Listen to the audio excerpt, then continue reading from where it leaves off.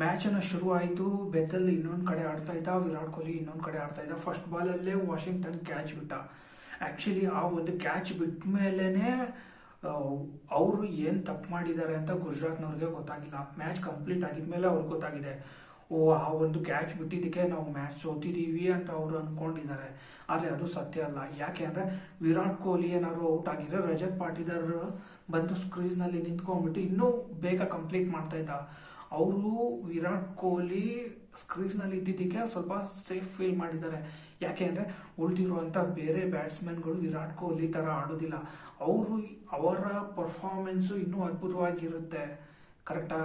ಆದರೂ ಕೂಡ ಅವರು ಎರಡು ಕಡೆಯಿಂದನೂ ಅವ್ರಿಗೆ ರನ್ಗಳು ಹೊಡಿತಾ ಇದ್ರು.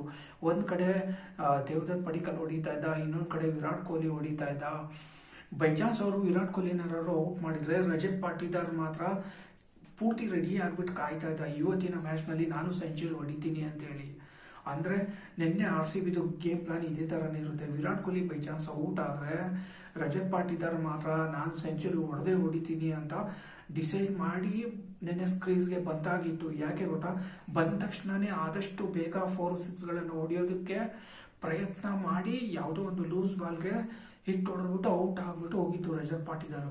ಇನ್ನೊಂದು ಕಡೆ ದೇವದತ್ ಪಡಿಕ್ಕಲ್ಲು ಬಂದ ಸ್ಕ್ರೀಸ್ಗೆ ಫಸ್ಟ್ ಬಾಲ್ಗೆ ಹಿಟ್ ಹೊಡೆದ್ಬಿಟ್ಟ. ಆ ಒಂದು ಹಿಟ್ ಹೊಡೆದ್ಮೇಲೆ ಈ ಬೌಲರ್ಸ್ಗಳಿಗೆ ಕನ್ಫ್ಯೂಸ್ ಆಗೋದು. ಯಾಕೆ ಅಂದರೆ ಈ ಬೌಲರ್ಸ್ಗಳು ಯಾವ ಕಡೆಯಿಂದ ಬಾಲ್ ಆಗ್ತಾ ಇದ್ರು ಅದೇ ಆ್ಯಂಗಲಲ್ಲಿ ಅದೇ ಸ್ಪೀಡ್ನಲ್ಲಿ 4 ಹೊಡಿತಾ ಇದ್ದ. ಅಂದರೆ ಯೋಚನೆ ಮಾಡಿ, ಬರೀ 20 ಬಾಲಲ್ಲಿ 50 ರನ್ ಹೊಡೆದಿದ್ದಾನೆ. ಇನ್ನೊಂದು ಕಡೆ ವಿರಾಟ್ ಕೊಹ್ಲಿದು ಈ 80 ರನ್ ಬಂದಿರೋದು ನೋಡಿದ್ರೆ ಬರೀ 81 ರನ್ ಹೊಡೆದಿಲ್ಲ, ಪರ್ಪಲ್ ಕ್ಯಾಪ್ ಕೂಡ ತಗೊಂಡಿದ್ದಾನೆ ವಿರಾಟ್ ಕೊಹ್ಲಿ. ಅಂದರೆ ಈ ವಿರಾಟ್ ಕೊಹ್ಲಿಯಿಂದ ಈ ವರ್ಷ ಬಂದಿರುವಂಥ ಎಲ್ಲ ಯಂಗ್ಸ್ಟರ್ಸ್ಗಳಿಗೆ ಚಾಲೆಂಜ್ ಆಗಿದೆ. ನೀವು ನೋಡಿರ್ಬೋದು, ಮೊನ್ನೆ ಒಂದು ಅಭಿಷೇಕ್ ಶರ್ಮಾ ಸೆಂಚುರಿ ಹೊಡೆದಿದ್ದ, ವಿರಾಟ್ ಕೊಹ್ಲಿ ಹೊಡೆದಂಥ 7 ಸೆಂಚುರಿಗಳಿಗೆ ಈಕ್ವಲ್ ಮಾಡಿದ್ದಾನೆ ಅಂತೇಳಿ. ನೋಡಿ, ಆತ 1 ಸೆಂಚುರಿ ಹೊಡೆದಿದ್ದಕ್ಕೆ ಅದನ್ನು ಮತ್ತೆ ಸೈಡ್ ಹಾಕೋದಕ್ಕೆ ಇವತ್ತು ವಿರಾಟ್ ಕೊಹ್ಲಿ ಪೂರ್ತಿ ತಯಾರಿ ಮಾಡ್ಕೊಂಡ್ಬಂದಿದ್ದ ಸೆಂಚುರಿ ಹೊಡಿಲೇಬೇಕು ಅಂತ. ಆದರೆ ಆ ಒಂದು ಜೇಸನ್ ಹೋಲ್ಡರ್ ಮಾಡಿದಂಥ ಒಂದು ಬಾಲಲ್ಲಿ ಕನ್ಫ್ಯೂಸ್ ಆಗಿ ಇನ್ಸೈಡ್ ಎಡ್ಜ್ ಟಚ್ ಆಗಿ ವಿಕೆಟಿಗೆ ಬಿದ್ದು ಔಟ್ ಆದ. ಇಲ್ಲ ಅಂದರೆ ನಿನ್ನೆ ಮ್ಯಾಚಲ್ಲಿ ಗ್ಯಾರಂಟಿ ಬರೀ ಸೆಂಚುರಿ ಅಲ್ಲ 150ವರೆಗೂ ಹೋಗೋದು ವಿರಾಟ್ ಕೊಹ್ಲಿದು. ಆದರೆ ಆ ಬೋರ್ಡಲ್ಲಿ ಅಷ್ಟೊಂದು ರನ್ಗಳೇ ಇರಲಿಲ್ಲ, ಕರೆಕ್ಟಾ? ಈ ನಿನ್ನೆ ಮ್ಯಾಚಲ್ಲಿ 206 ರನ್ ಹೊಡೆದ್ಬಿಟ್ಟು ಇವ್ರು ಮ್ಯಾಚ್ ಏನೋ ಗೆದ್ರು. ಬೈ ಚಾನ್ಸ್ ಜಸ್ಟ್ ಇಮ್ಯಾಜಿನ್ ಮಾಡ್ಕೊಳ್ಳಿ, ಇದೇ RCBನವರು ಟಾಸ್ ಗೆದ್ದು ಫಸ್ಟ್ ಬ್ಯಾಟಿಂಗ್ ಮಾಡಿದ್ರೆ ನಿನ್ನೆ ಮ್ಯಾಚಲ್ಲಿ ಆರಾಮ್ಸೆ ಸೆಂಚುರಿ ಹೊಡಿಬೇಕು ಅಂತ ತಯಾರಿ ಮಾಡ್ಕೊಂಡ್ ಬಂದಿದ್ದಾರೆ. ಈ ನಿನ್ನೆ ಮ್ಯಾಚಲ್ಲಿ ಒಬ್ಬ ದೇವದತ್ ಪಡಿಕ್ಕಲ್ಲು, ಇನ್ನೊಬ್ಬ ರಜತ್ ಪಾಟಿದಾರ್, ವಿರಾಟ್ ಕೊಹ್ಲಿ, ಈ 3 ಜನರಲ್ಲಿ ಒಬ್ಬರಲ್ಲ ಒಬ್ರು ಸೆಂಚುರಿ ಗ್ಯಾರಂಟಿ ಹೊಡಿತಾ ಇದ್ರು. ಆದರೆ ಈ ಗುಜರಾತ್ನವರ ಟೈಮ್ ಚೆನ್ನಾಗಿದೆನೋ ಕೆಟ್ಟಿದೇನೋ ಗೊತ್ತಿಲ್ಲ. ಯಾಕೆ ಗೊತ್ತಾ? ವಿರಾಟ್ ಕೊಹ್ಲಿ ಹೊಡಿದೇ ಇದ್ದಿದ್ರೆ ನಿನ್ನೆ ಮ್ಯಾಚಲ್ಲಿ ರಜತ್ ಪಾಟಿದಾರ್, ದೇವದತ್ ಪಡಿಕ್ಕಲ್ ಇವರಂತೂ ಹೊಡಿತಾ ಇದ್ರು. ಇವ್ರು ಮಿಸ್ ಆದ್ರೆ ಇನ್ನೊಂದು ಕಡೆ ಟಿಮ್ ಡೇವಿಡ್ ಇದ್ದ, ರೊಮೊರಿಯೋ ಶೆಫರ್ಡ್ ಇದ್ದ, ಅವರು ಕೂಡ ಹಿಟ್ಟರ್ಸೆ. ಅಂದರೆ ಈ ಯಾವ ಕಡೆಯಿಂದ ಅವ್ರು ವಿಕೆಟ್ ತೆಗೆದ್ರು ಕೂಡ ಗುಜರಾತ್ನವ್ರಿಗೆ ಪ್ರಾಬ್ಲಮ್ ಆಗೋದು, ವಿಕೆಟ್ ತೆಗೆದೇ ಇದ್ರೂ ಕೂಡ ಪ್ರಾಬ್ಲಮ್ ಆಗಿರೋದು.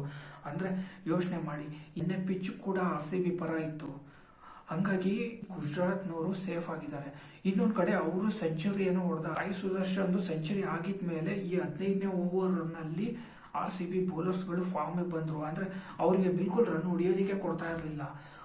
ಲಾಸ್ಟ್ ಓವರಲ್ಲಿ ಜೇಸನ್ ಹೋಲ್ಡರ್ ಒಬ್ಬ ಬಿಟ್ರೆ ಬೇರೆ ಯಾರ ಕೈನಲ್ಲೂ ರನ್ ಹೊಡಿಯೋದಕ್ಕೆ ನಿನ್ನೆ ಮ್ಯಾಚಲ್ಲಿ ಇವರು 180ಗೆ ಕಂಪ್ಲೀಟ್ ಆಗಿ ಸ್ಟಾಪ್ ಆಗಿರೋದು. ಅದು ಲಾಸ್ಟ್ ಕುನಾಲ್ ಪಾಂಡ್ಯ ಒಂದು ತಪ್ಪುಗಳು ಮಾಡಿದ್ದಕ್ಕೆ ಅವರು ಅಷ್ಟು ರನ್ ಹೊಡೆದ್ರು.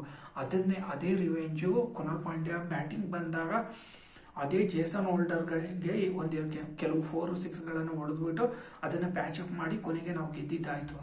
ಲಾಸ್ಟ್ ಬಾಲಲ್ಲಿ 206 ರನ್ ಯಾವಾಗ ಕೊಟ್ಟರು ನಾನು ಅವಾಗಲೇ ಅನ್ಕೊಂಡೆ, ಇವತ್ತಿನ ಮ್ಯಾಚ್ನಲ್ಲಿ ಇವರು ಬರೀ 15 ಓವರ್ಗೆ ಕಂಪ್ಲೀಟ್ ಮಾಡ್ತಾರೆ ಅಂತ.